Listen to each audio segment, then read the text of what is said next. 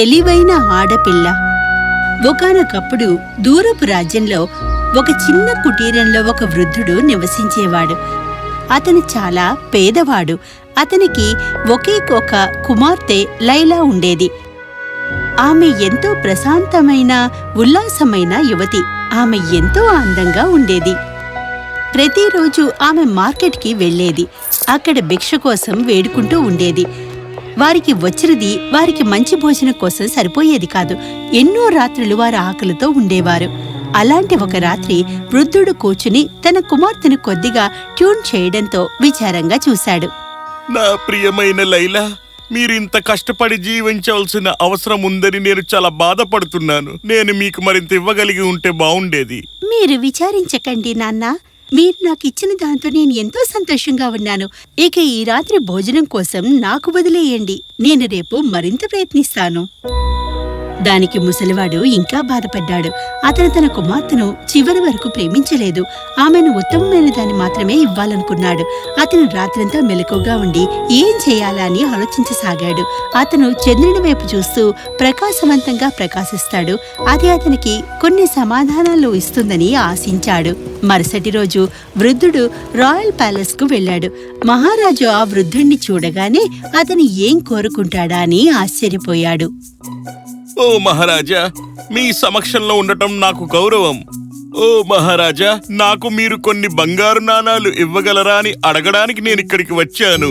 ఈ రోజు కోసం మాత్రమే. నేను మాటిస్తున్నాను, మళ్ళీ మిమ్మల్ని ఇంకేమీ అడగను అని. ఈ వ్యక్తి ఇంత మురికి దుస్తులు ధరించి వచ్చాడు. ఇంకా అతను ఒక గొప్ప వ్యక్తిలా మాట్లాడుతున్నాడు. ఇది ఎలా సాధ్యమవుతుంది?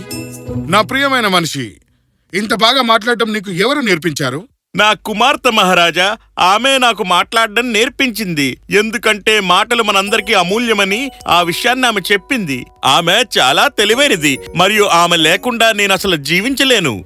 అప్పుడు ఆమె ఎంత తెలివైందో పరీక్షించుకుందాం. ఈ గుడ్లను మీ కుమార్తె వద్దకు తీసుకువెళ్ళండి మరియు వాటి నుండి కోళ్లను పొదిగేలా చేయండి. ఆమె విజయవంతమైతే మీకు బహుమతి లభిస్తుంది. అయితే మీరు ఒకవేళ గుడ్లు పొదగకపోతే మీకు శిక్ష పడుతుంది. మరి ముసలివాడు నిరుత్సాహపడ్డాడు. అతను పాపం తన కుటీరానికి తిరిగి వచ్చాడు. తన కుమార్తెకు ప్రతిదీ చెప్పాడు. ఓ చిట్టి తల్లి, మనం ఇప్పుడు ఏమిటి చెయ్యాలి? మరి మహారాజు గారు మనకిచ్చిన గుడ్ల బుట్ట ఇదే. ఎందుకు? ఈ గుడ్లని ఉడకబెట్టలేం కదా, వాటిని పొదుక్కోలేం కూడా. ఏమిటి? అప్పుడు మనం ఖచ్చితంగా శిక్షించబడతాము. చింతించకండి నాన్న, మీరు వెళ్లి విశ్రాంతి తీసుకోండి. దీనికి సమాధానం కనుగొంటా నేను. వృద్ధుడు లోపలికి వెళ్లిపోయాడు. విశ్రాంతి తీసుకుంటున్నాడు. గుడ్ల గురించి లైలాను ఆలోచించడానికి వదిలేశాడు. సాయంత్రం లైలా చాలా ఆందోళన స్థితిలో ఉన్న తన తండ్రితో మాట్లాడుతూ, నాన్నా, నేను చెప్పేది వినండి.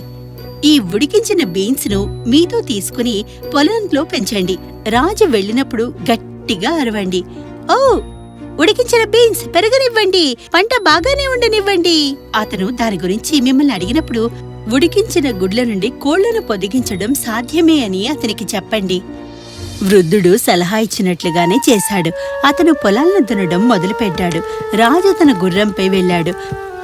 ముసలివాడు అతన్ని చూడగానే గట్టిగా అరిచాడు. ఓ, ఉడికించిన బీన్స్ పెరగనివ్వండి మరియు పంట మంచిగా రానివ్వండి. ఇది విన్న రాజు చాలా ఆశ్చర్యపోయాడు. అతను తన గుర్రాన్ని ఆపి వృద్ధుణ్ణి పిలిచాడు. చెప్పు, ఉడికించిన బీన్స్ నుండి పంటను పొందడం ఎలా సాధ్యమవుతుంది? అది అసాధ్యం. ఓ, కానీ ఇది చాలా సాధ్యమే మహారాజా. మరి ఇది ఎలా సాధ్యమంటే ఉడికించిన గుడ్ల నుండి కోళ్లను తీసినట్టే. అతని ప్రతిస్పందన విన్న రాజు వెనక్కి తగ్గాడు. అది వృద్ధుడి కుమార్తె తెలివి అని గ్రహించాడు. చాలా బాగుంది. ఈ కట్ట అవిసెను తీసుకొని వాటిని తాడులు మరియు తెరచాపలుగా మార్చండి మరియు ఓడలో అవసరమైనవన్నీ మీరు చేయండి. మీరు చెయ్యలేకపోతే మీకు శిక్ష పడుతుంది. ఈసారి పేదవాడు మరింత బాధతో ఇంటికి వెళ్ళాడు. అతను మళ్ళీ తన కుమార్తెకు జరిగిందంతా చెప్పాడు. చింతించకండి, అంతా బాగానే ఉంటుంది. ఆలస్యమయ్యింది, మనం ఇంక నిద్రపోదాం. రేపు సమాధానం దొరుకుతుంది. మరుసటి రోజు లైలా ఒక చిన్న చెక్క బుక్కను తీసుకుని తండ్రికిచ్చింది. దీనిని రాజు వద్దకు తీసుకెళ్లి అతన్ని స్పిన్నింగ్ వీల్స్ కత్తిరించి దాని నుండి మగ్గగలిగితే అతను నా నుండి ఏం కోరుకోవాలో చెప్పండి. కాబట్టి వృద్ధుడు రాజు వద్దకు వెళ్లి అతనికి లైలా సందేశాన్నిచ్చాడు.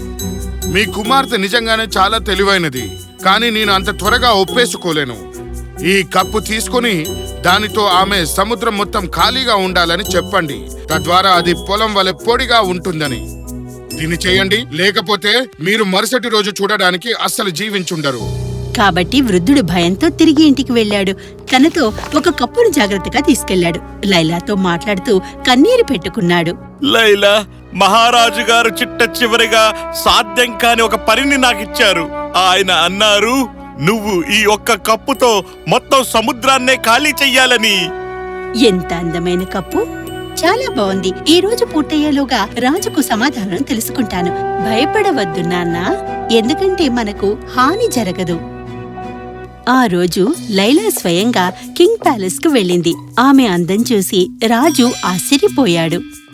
ఓటమిని అంగీకరించడానికి మీరిక్కడికి వచ్చారా? అస్సలు కాదు మహారాజా. అన్ని నదులు ప్రవాహాలు సముద్రంలోకి ప్రవేశించకుండా నిరోధించేంత దయతో ఉంటారా అని అడగడానికి వచ్చాను. అప్పుడే నేను సముద్రాన్ని ఖాళీ చేయగలను. ఆ అమ్మాయి తెలివితేటలకు మహారాజా ఆశ్చర్యపోయాడు. నా పనులన్నింటిలో మీరు బాగానే పనిచేశారు, కానీ నేను మిమ్మల్ని కొన్ని ప్రశ్నలను అడుగుతాను. వారు నా ప్రశ్నలకి సమాధానం ఎలా ఇస్తారో చూద్దాం. నాకు చెప్పండి, ఒక వ్యక్తి దూరం నుంచి ఏం వినగలడు అని. మహారాజా, ఒక వ్యక్తి వినగలిగే అతిపెద్ద విషయం ఉరుము శబ్దం. నిజానికి అది ఒక అబద్ధం. కరెక్ట్. అప్పుడు చెప్పు, నా గడ్డం యొక్క విలువ ఏమిటి అని. మహారాజా, మీ గడ్డం వేసవి కాలంలో 3 వర్షపు రోజులంతా విలువైనది. మీ సమాధానాలు నాకు చాలా సంతోషాన్నిచ్చాయి. మీరు నా రాజ్యంలో ఒక తెలివైన కన్యగా కావచ్చు అని నేను అనుకుంటున్నాను. నేను నా వాగ్దానాన్ని నిలబెట్టుకుంటున్నాను, మరియు మీ తండ్రికి కోరుకున్నన్ని బంగారు నాణాల్ని నేను బహుమతిగా ఇస్తాను. ఓ మహారాజా, మీరు ఎంతో దయగలవారు. అయితే నేను నిన్ను నా రాణిగా చేసుకోవాలనుకుంటున్నాను. నన్ను వివాహం చేసుకుని నా ప్యాలెస్ లో ఉండడం ఆనందంగా ఉంటుందా మీకు మరి? లైలా ఒక్కసారిగా స్పందించలేదు. మహారాజు అన్నదానికి ఎంతో తీవ్రంగా ఆలోచించింది. మహారాజా, నేను మిమ్మల్ని వివాహం చేసుకోవడానికి సంతోషంగా ఒప్పుకుంటాను, కానీ నాకు మీరొక విషయం వాగ్దానం చేస్తేనే ఒప్పుకుంటా. ఖచ్చితంగా. మరియు అది ఏమిటి? మీరు ఎప్పుడైనా నాపై కోపం తెచ్చుకుని వెళ్ళిపోవాలని చెబితే నేను ప్రేమించే ఒకదాన్ని ప్యాలెస్ నుండి తీసుకుని వెళ్ళడానికి అనుమతించాలి.